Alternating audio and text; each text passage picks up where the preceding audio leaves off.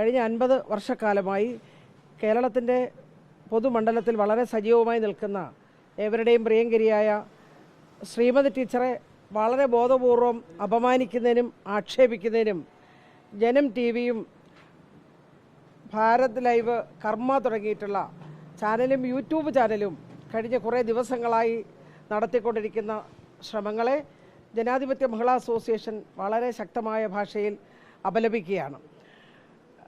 നമുക്ക് അറിയാവുന്ന ഒരു കാര്യം, ബഹുമാന്യായ ശ്രീമതി ടീച്ചർ മുൻ മന്ത്രിയും മുൻ MP-യും ഒക്കെയാണ്.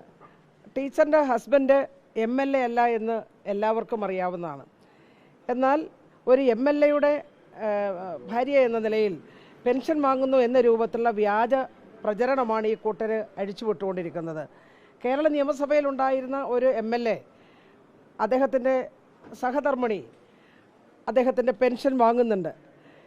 എന്നാൽ അത് ശ്രീമതി ടീച്ചർ അല്ല എന്ന് ഇവർക്കെല്ലാം നന്നായിട്ടറിയാം.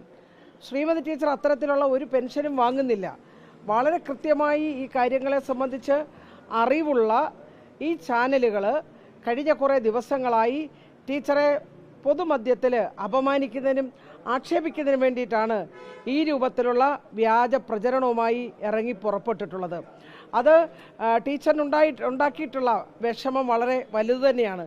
ഞങ്ങളുടെ നേതാവെന്ന നിലയിൽ സ്ത്രീകളുടെ അവകാശ സംരക്ഷണ പോരാട്ടങ്ങളിൽ വളരെ സജീവമായി ഏർപ്പെട്ടുകൊണ്ടിരിക്കുന്ന പ്രിയപ്പെട്ട ടീച്ചറെ അപമാനിക്കാൻ ഈ ചാനലുകൾ നടത്തിയിട്ടുള്ള ശ്രമത്തെ ഞങ്ങൾ ശക്തമായി അപലപിക്കുന്നു.